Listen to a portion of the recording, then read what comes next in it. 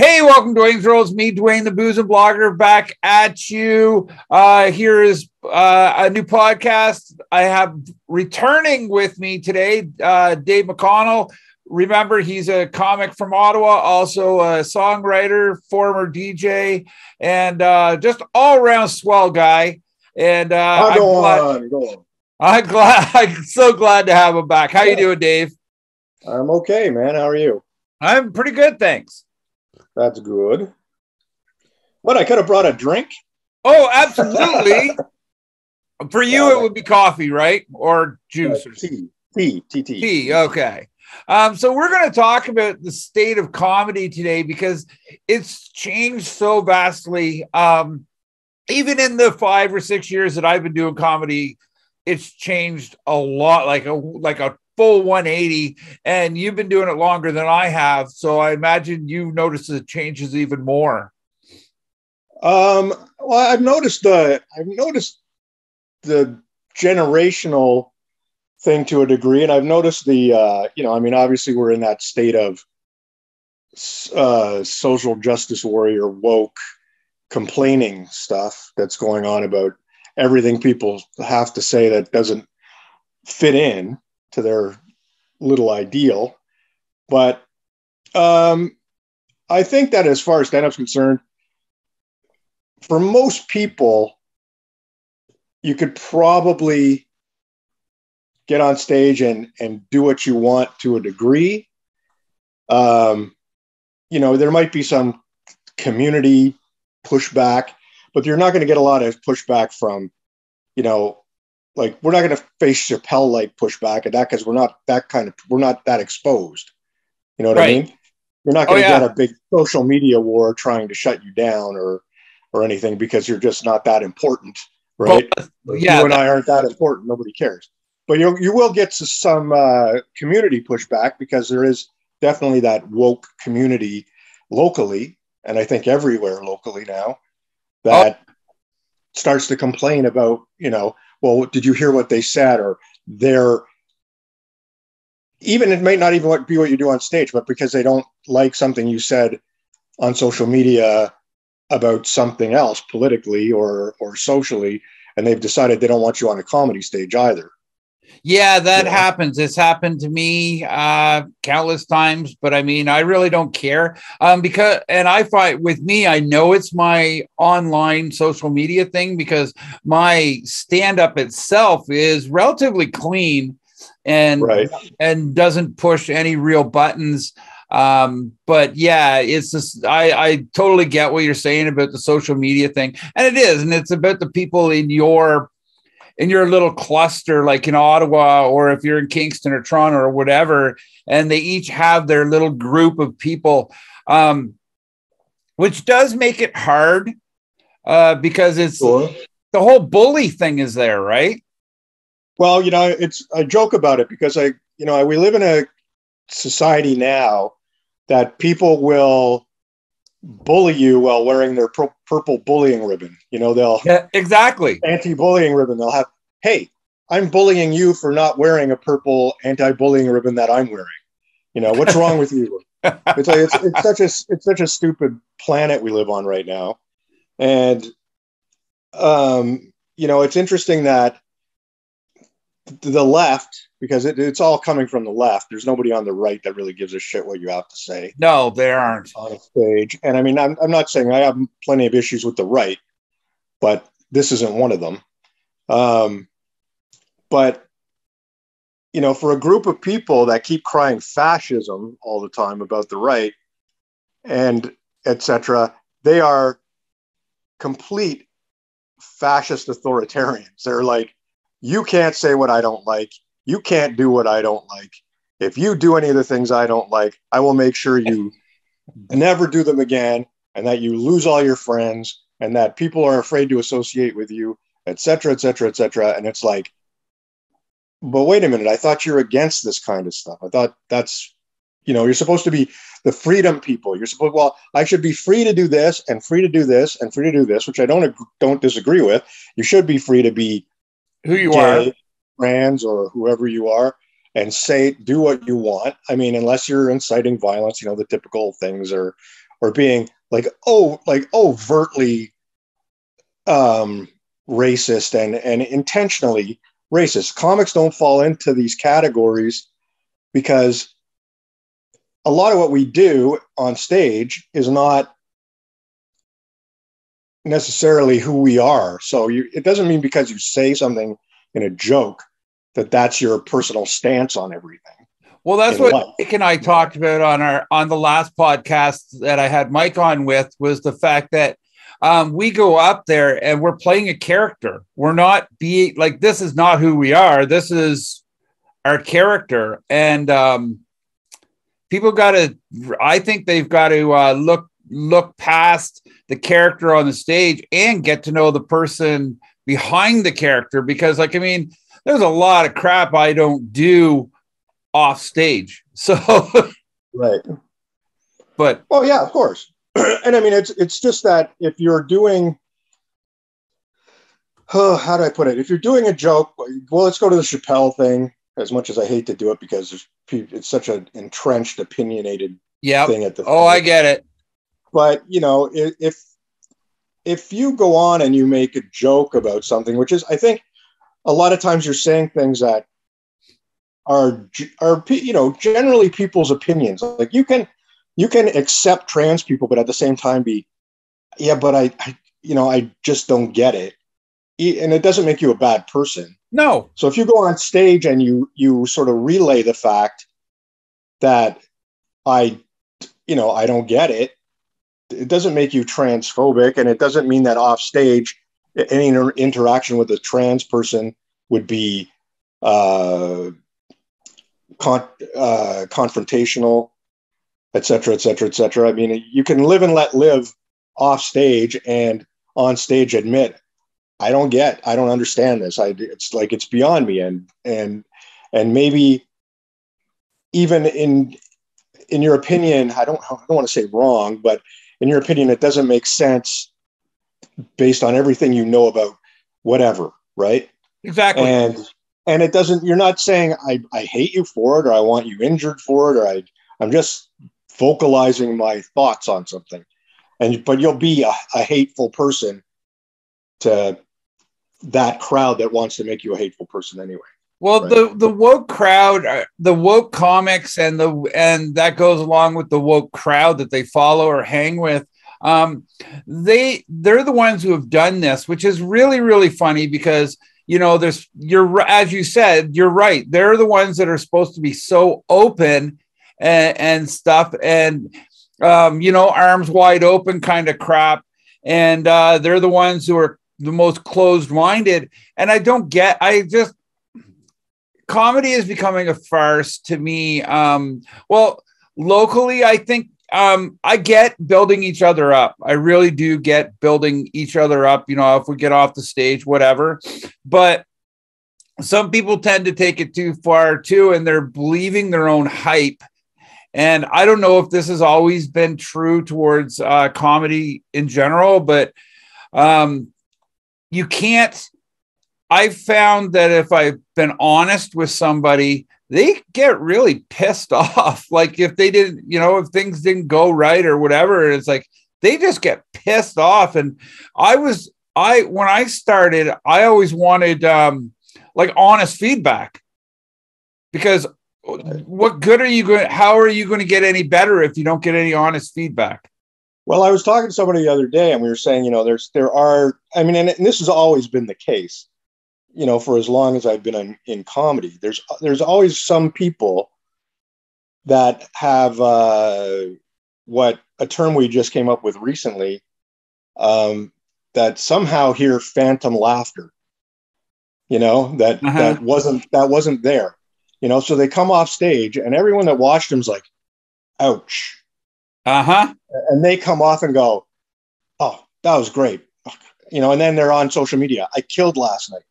And it's like, okay, I know you're just reaching out. I hope you're just pretending for the people that weren't there and to boost your own ego, because if you actually believe that, you're a mental case. Right? And so to me, I've always known, like, if I get off stage and it sucked, I know it sucked. Oh, we all do. but, but, but I am not of the camp that goes, it's never the audience's fault. I honestly believe there's times the audiences just suck. And there are times I've had them. And, yeah, I've had times where they're terrible. I did a show one night. I swear to God, 25 minutes to dead silence. I did that at the Comedy Nest in Montreal. Right. 25 minutes to dead silence.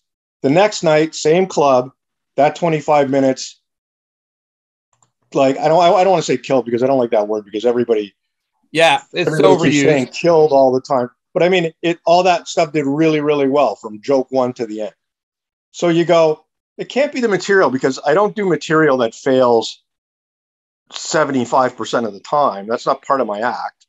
So if you do a set and nobody likes it, you have to go, I know these jokes work. I've done them a billion times. So it can't suddenly be your material. It can't suddenly be you. No. Right. I've had two shows where that happened to me. I've had like two, and I know that I've gotten lots of laughs. And I know there's like certain jokes in my sets that I know are going to get a laugh. And I've done a couple of shows where they just went crickets. And there's something wrong because that joke did so well yesterday. Like you just said. Yeah. And there's people that do well, and I hate to say it, there's people that do well that I really think suck, and I don't understand why they do well. Me too. And I actually had somebody ask me once, be honest, do you think I'm funny? And I said, no. And then the reaction to me saying no was, well, who the fuck do you think you are to tell me what's funny and what is? And I'm like, well, what'd you ask me for? Exactly. Nobody wants the truth anymore. They just want to be propped up. And yes, I get it. Boosting someone's confidence is great. And it is. It's nice and stuff. But to overdo it is giving these people a false sense of security almost, is that, hey, I'm really good and blah, blah, blah. And really not. And maybe they do different jokes, or maybe they adapt a different personality on stage, do something different to make it better. But if everybody is always yay, yay, yay, you're never going to really get better. Well, exactly. I mean, you can't be praising it. And the thing with comedy now, versus when I did it, when I started doing it, is comedy has become now more of a focus on stage presence. Like, you get a lot of people are up there and they're very confident and they're talking and they do well speaking, but there's no real jokes there. Like, there's one good joke and they're animated and they're interesting if they were, speaking at a insurance conference maybe, but they're not doing jokes. And so you just kind of sit there and go, okay, there's potential there if they write some jokes, but there's no jokes. Right? I talked to one of my best friends yesterday, and he sent me a video of a comedian that was a skateboarder or something, and he got up and did stand up, and I thought it was awful. The stories were great. They were really stories were really good. But I think he would do better on a tour like Mick Foley does and the wrestlers do and stuff, where they just get up and they talk about their life. Because to me, I tried to explain to my buddy that what makes it a joke is a punchline, and they never have a punchline. They just story to story to story, no punchline. It's like, sure, it can be a funny story and you'll laugh along, but it's not really a joke. Well, yeah, exactly. And I mean, yeah, you're right. I was about to say the Mick Foley thing too, what the wrestlers do. They're not comedians. They're just telling sort of road stories and ring stories and et cetera, et cetera. And that's fine because they don't have to end every story with "but-um-bum." You know what I mean? Or exactly. That kind of thing. That's not required. But I mean, I think it's required in comedy. And you need to hear jokes, or people that do a 4-minute bit and then with nothing in it, and then they end on just a lame punchline. You go, I listened to 4 minutes of this for that, And then there are a lot of great comedians too. Like, not Oh to take away, God, there are so many ones that can start a story. Like I was absolutely mesmerized by Danny Boy, because he started a story and then he'd get through it and you're following along, and then all of a sudden he'd veer off somewhere else, still coming along with part of the story, but and then all of a sudden he come back again, and it's like, those are the guys that are like, to me, that's comedy genius, is that if you can keep me involved for that long and you can go like this and still come up with the punchlines along the way, like that's well, that's the key, right? If you're going to be a storytelling comedian, it can't all rest on one line at the end of that 5-minute story. You have to punch it, like, okay, every 3 sentences there's something to make people laugh. right.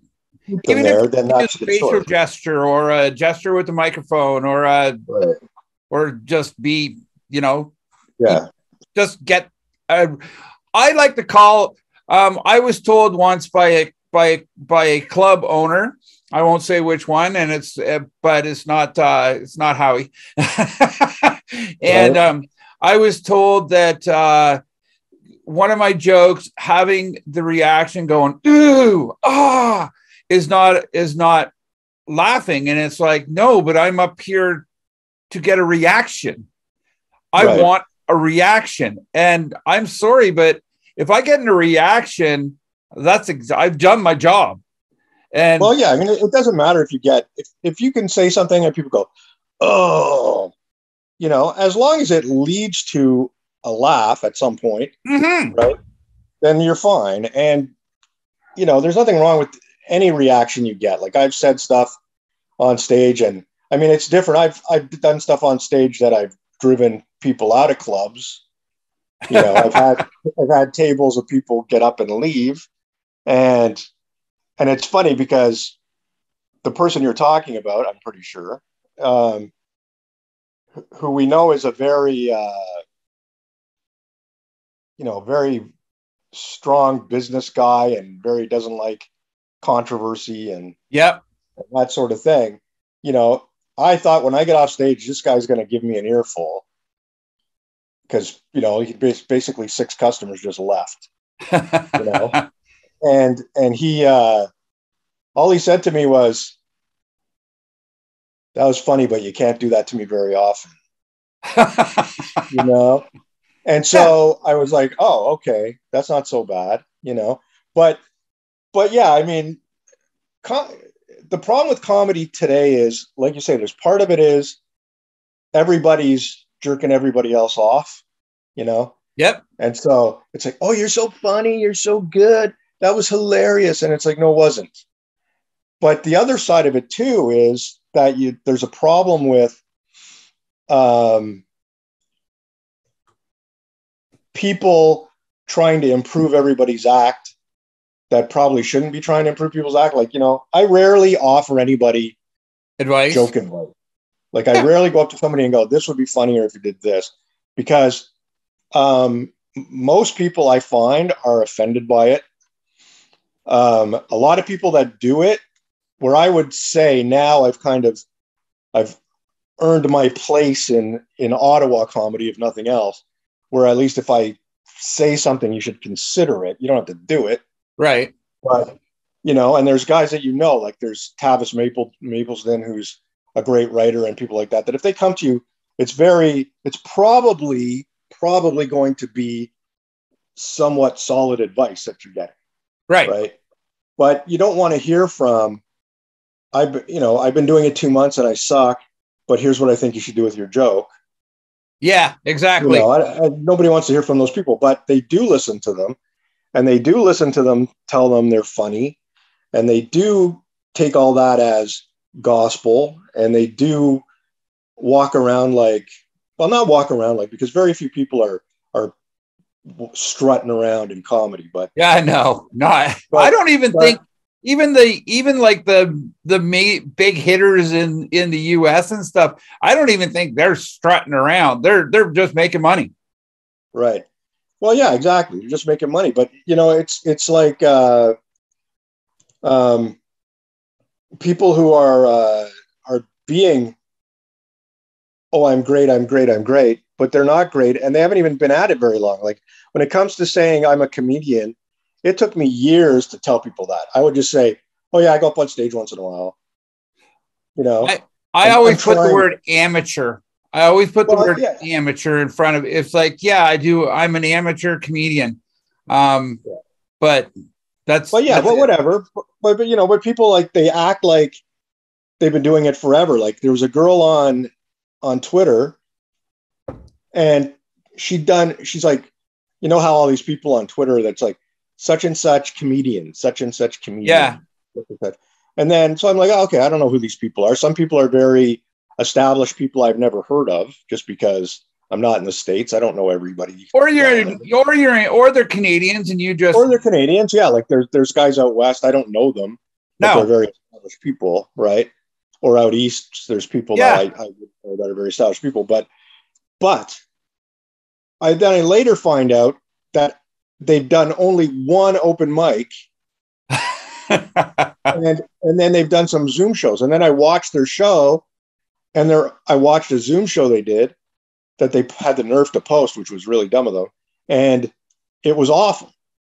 Yeah. Right. And I thought, you're going around and people think you're a comedian. Like people think, oh, this person's a great comic. And it's like, you're not. And unfortunately now we've got people that like audiences disappoint me too, because you see people in an audience and you go, why are you laughing at this? You know, is this polite laughter? Do you genuinely find this funny? Because if you genuinely find this funny, I'm really disappointed in you. And are you friends of the person that's up there? In which case I get it. You're just being supportive, you know, but it's very frustrating to watch audiences laugh at stuff that you go, this is dismal, horrible shit. And that allows the dismally horrible comedian to think that they're great. Exactly. And the problem with that is people will argue with me, well, if the audience laughed, they're good. And I'm like, no, that's not true. They responded to you. That's it. And not to mention they're piling themselves full of alcohol and audiences come to a comedy club with the mindset that they're going to be entertained. So you already have them in your pocket for the most part. The people want to be there. They want to laugh. So like, I mean, constructive criticism from fellow people who do comedy is great because, you know, you just never know. I've had shows where they laugh from very first to the very last, and a couple of applause breaks in between, and you go, yeah, I did well, but I know I can do better. That's right, and that's I don't know. That's just the way I appreciate the laughter, but I appreciate it too. But the thing is, like, I don't even mind. Like, I'm at the point now where I don't even care if they don't laugh. You know, like sometimes, like I mean, you want them to laugh for the most part, but if stuff doesn't sail, I don't get all out of whack about it. And I like to sit down, like I like to tell jokes sometimes that I think are great jokes, and I don't care if people laugh at them or not. You know, and that's sort of contrary to what I just said, but yeah, I know that it's a good joke. Like I did a joke last night or on Wednesday night, and to me it's a great joke. And the guys that I know are funny guys and, you know, good judges of comedy. Yeah. When I came off stage, they said, "Oh, I love that new joke. That's hilarious." The crowd didn't really laugh, but all I need is the people that really know comedy to tell me that's a good joke. Exactly. And like, I mean, you were on a pretty good show on Wednesday night too. Cause like, I mean, Tavis was there and Waff was there. And so like, I mean, you got some really good people that can comment, and they do. I respect those two guys hugely just because of, you know, just the way they are. And yeah, I don't know. Comedy is really, really funny to me. Well, it's just the way it goes. It's really weird for me because, like, I mean, I remember, like, you and I grew up in the times of, you know, Eddie Murphy and Richard Pryor and and all those guys and Kinnison and stuff. And you wouldn't get away with any of that shit today, which is awful. Right. Because that stuff was really funny. Hey, I hope you're enjoying this conversation with Dave McConnell. We're going to be right back after a message from our sponsors. Thanks. Are you tired of the boredom that comes from this latest COVID lockdown? Are you suffering from anxiety? Are you spending all day long arguing with perfect strangers on the internet about absolutely the most ridiculous shit that you can think of? Or maybe you're having problems sleeping because of the 5 naps you've had earlier in the day. And we have a new product that is just what the doctor ordered. From the people who brought you shits and giggles, weed and beer, comes a brand new product that is guaranteed to take the blahs away, or at least not make you give a shit. I present to you Fuck It All Beer by Who Gives a Crap Brewing Company. This is going to let all the stress and anxiety of another ridiculous lockdown just vanish. Made with all organic ingredients that include, you know, what the fuck, hops and barley and all that other garbage. You know, the shit that's organic. And it is a surefire way to finally say, fuck it all. For those of you who prefer the delicacy of a fine weed, we also offer you fuck this shit, pre-rolled doobies. That's right. Perfectly rolled doobies. All you need is a lighter and you go. Oh, we're not done there. Hard liquor is your forte, you say? We have for you no fucks to give tequila. Trust me, 3 to 5 glasses of this shit, you'll either not give a fuck about anything or be passed out. And if these products do not relax you enough to just sit around watching SpongeBob and devouring bag after bag of Doritos, you're not doing it right. You can find all these fantastic products at your local LCBO. Just look for the fuck you insignia. Disclaimer, please drink and smoke responsibly. Don't drive after taking these products. Overuse of this product may cause vomiting, making bad decisions, and in rare cases, customers shitting themselves.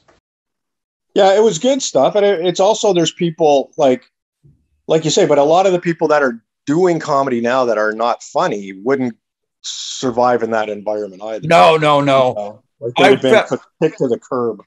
I fell down a Mitch Hedberg foxhole, the other rabbit hole the other day.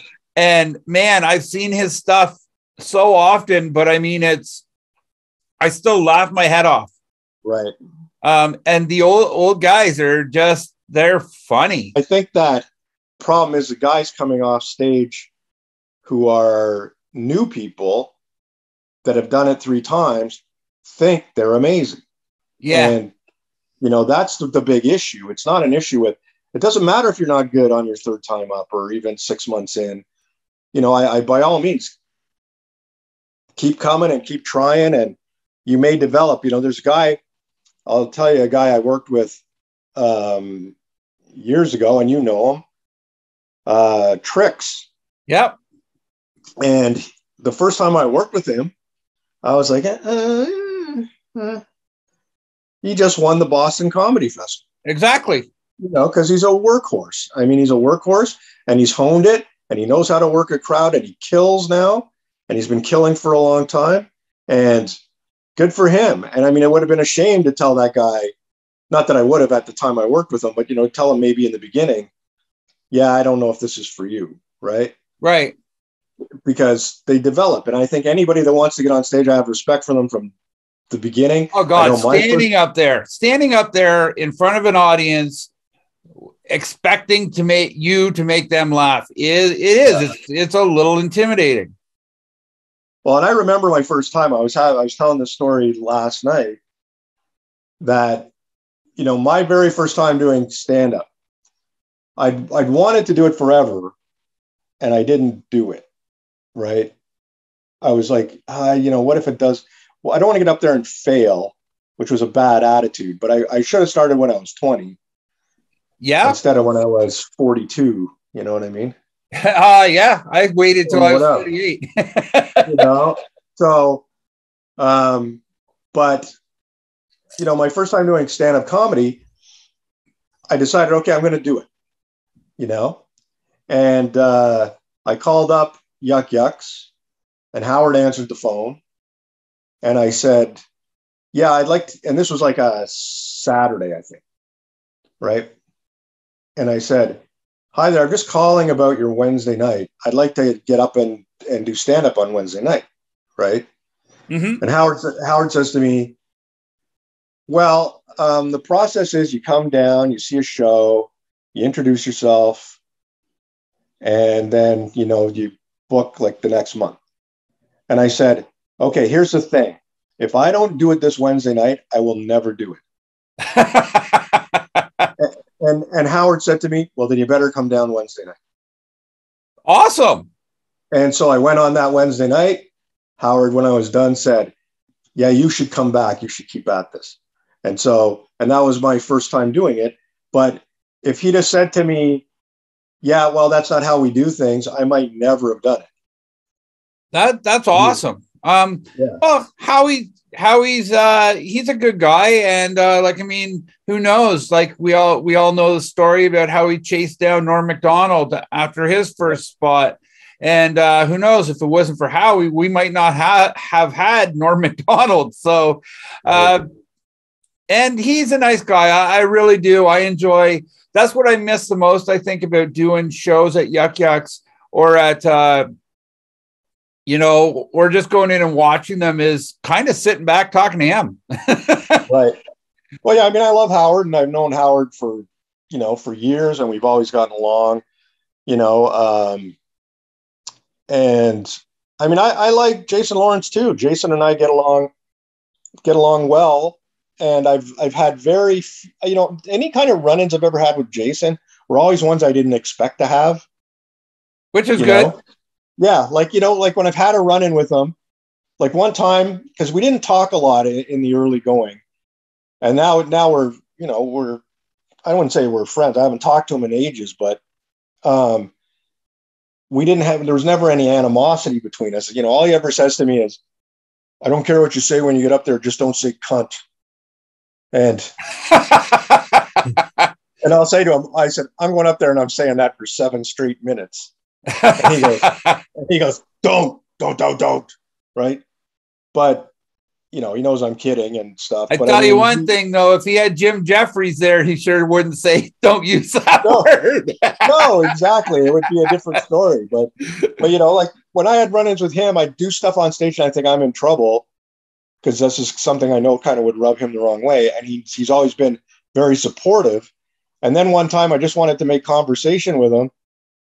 And so I'm pretty good at keeping my time, So I just said to him, so how was my time? You should know what your fucking time was. I shouldn't have to tell you how long you did up there. And I'm like, dude, I'm just trying to start a conversation. You know what I mean? It's like, I didn't expect him to jump down my throat. And like I say, when I walked people, I expected to get an earful, and he said nothing. That's awesome. So it's a very weird relationship I have with Jason, but I like Jason, and I like, I love Howard. Howard and I have been friends for a long time, Howard Wagman and I. And, I think that the club owners have to try and navigate this change in comedy too. Do. And that's the problem too, is that they do. Like the only thing, some of the things I get told was, that kind of bothered me was, why are you giving your comedy away for free? But then you go and you do spots at the clubs and you're giving away your comedy for free. Well, the thing is, I mean, it's a weird business that way, because I know that there's part of me that goes, every time you step on stage, and I think, if you do a weekend, you should get paid. Absolutely. Absolutely. And even that's starting to change, because I mean, I think that I heard that some clubs are going into, instead of having middles that they pay, they have 4 or 5 guys do 6 amateurs minutes. Yeah And they don't pay them, which I think is wrong. They give them, I think they give them a discount on beer. Yeah, whatever. That's not.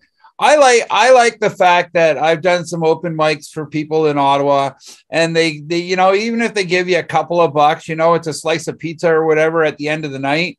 But like I said, I've heard that that term, like, why are you giving your comedy away for free? And then they expect, then we go up on stage on a Wednesday night or a Thursday, whatever, and you're not getting paid. So you're technically giving away your comedy for free and making a profit for them. So I mean, giving away your comedy for free by doing an open mic night? Yeah.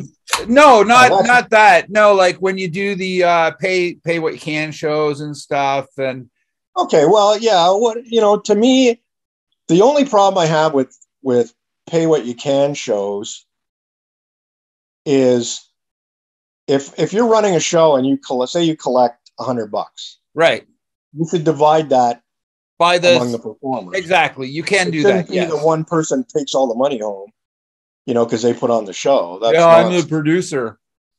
Yeah, so that's bullshit to me. But if you're going to do a door thing, and you're not going to pay the comedians, that's nonsense, right? Yep. You can't be charging money at the door and then not giving any money to the comics. But the other open mics where like, okay, if you're charging $1 just for the sake of charging $1, like there's people that'll say, well, you got to put some value on comedy. Like people should have to pay to get in, even if it's $1. Well, if it's just $1 and the guy makes $12, I don't need a portion of your $12. No, right? No. I know I'm going to do an open mic. Like the reason if you're going to go do an open mic, you're doing it probably because it's not an open mic. If it's a pay to get into show, then it's a show. It's different, right? To me, an open mic should be, because even New Talent Wednesdays is a show. It's not really an open mic because they still decide who gets on. But to me, it's like if you're going to just go do a show that's not in a comedy club in a bar for 8 people because you want to try material out, you really shouldn't have any belief you should get paid, right? Yeah. And I mean, I have big issues with no money in comedy for sure. There's guys making, if you're headlining, you're making a decent buck. If you're middling, you can make an okay buck, especially if you're playing a club that's open. If you do a club that's open 5 days out of the week and does 2 shows on Saturday and 2 shows on Friday, and you get paid per show, you can walk out with, $400 or $500. And if you walk out with $400 or $500 and it's not even your day job, you're doing okay. I think so. That's your crazy money for the week, so you don't have to touch your actual salary. Exactly. So there are a lot of people that do that. Even in Ottawa comedy, some of the better comics, they make okay money, and it's just a night gig and that's it. To make a living off of it, see, that's a thing. Like I admire people, like there's, I'm going to mispronounce his name, so I'm not going to say it, but that lovely fella, he's a Chinese fella. He Fang Zhu yeah, is that his name? I'm probably mispronouncing it. Yeah. And I feel I'm sorry, but I've only met him once, and as far as reading it, I have no idea what it should be pronounced properly as. So I apologize to you, sir, if I mispronounced your name. But this is a guy, and a guy like Matt Watson. These guys are warriors. Like they're out there traveling the country. They are, and that is impressive alone. Like, yeah, and they're doing that, and it's like that impresses the crap out of me. And these are guys who really want it. They're obviously capable of doing it because of whatever. They have limited familial responsibilities or limited other life responsibilities. They obviously don't have to pay a mortgage. They don't have to do this. They don't have to do that. So,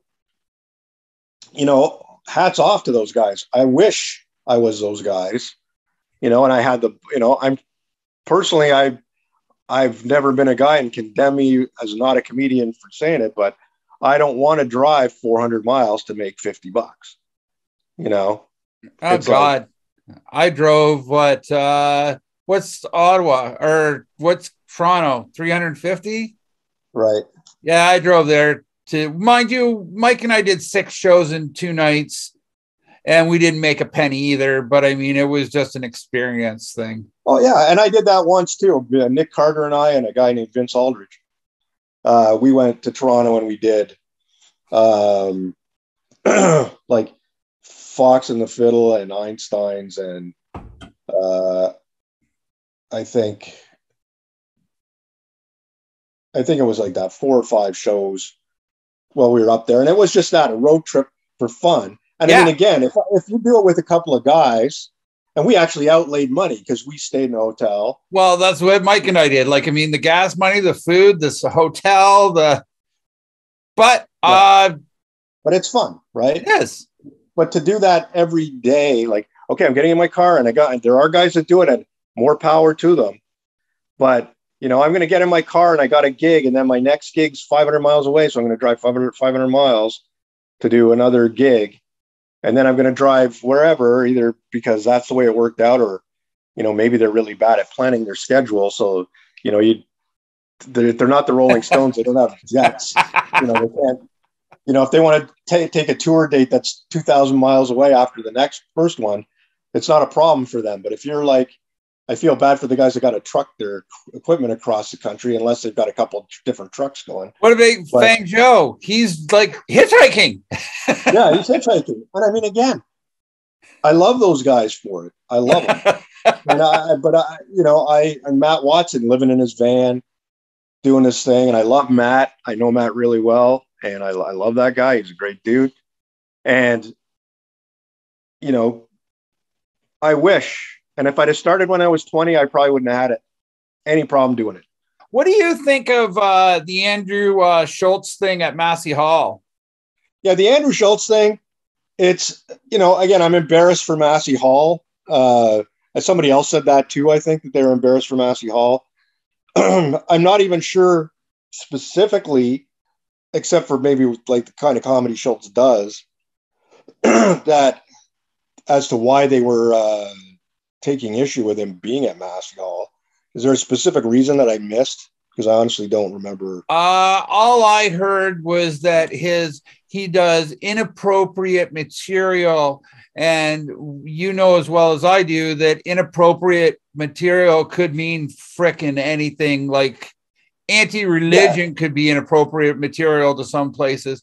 What I think is weird is that it's one thing to have a producer not want you on your show, but to have a building that does comedy kick you out for doing comedy that's a really, really tight rope that they really are. Mind you, the guy did. He went to Meridian Hall and instead of one night sold out 3 nights, and they hold 400 more people. So.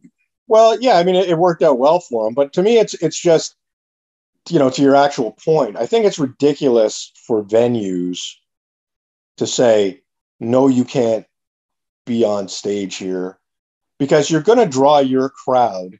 It's not like the NAC going, yes, we didn't allow Andrew Schultz to perform in the middle of the Ottawa Symphony Orchestra performance. Because he's not playing to his crowd, and he's probably going to offend a lot of old people dressed up for the evening that want to see an orchestra. It's like, this guy's going to play Massey Hall to an audience. Clearly he has a huge audience if you can sell out a bigger room or a smaller room or more bigger people room over more nights, a bigger room for more nights and more people. Right. Yeah. If he can do that, he obviously has an audience, and the people that go see him are going to be his audience. So what do you care what he's saying on stage? Unless, again, yes, Massey Hall, we're not willing to hold a KKK or a Nazi rally. I get it, obviously. But why would you not? A comedian? Who's putting asses in their seats? Yeah. Who's making the money? You know what I mean? Putting asses in their seats, again, you go back and go, well, we're not going to hold a white supremacist rally at Massey Hall for all the obvious reasons, but it doesn't matter if they put asses in our seat. But a comedian, who cares what a comedian says? That's, Irene, that's really the gist of this conversation, right? It's like, who cares what a comedian has to say on stage? It doesn't affect anyone. I don't think venues should be as particular about what comedy is. Like, I mean, is it because I don't know who he is. I've never heard of him before this mess. But would they have Eddie Murphy on their stage? Would they allow Jim Jeffries on their stage? Would they allow? Of course they would. Of course they would never not. You know, the thing, yeah, they would never ban an Eddie Murphy or a Jim Jeffries for sure. This concept of people believing that anything a comedian says is, and I mean, comedians should say inappropriate things. That's kind of part of the point, right? But also, is anyone who believes that Dave Chappelle telling a joke or Eddie Murphy telling a joke or me telling a joke or you telling a joke is having the audience decide to get a pitchfork and go out and look for people is ridiculous. You know, the people in the audience are what they are. And if they're stupid, hateful, racist, angry, transphobic, horrible humans, what you said on stage isn't changing anything. You're not going to influence them to do anything they weren't going to do already. And again, most importantly, if what you said was funny,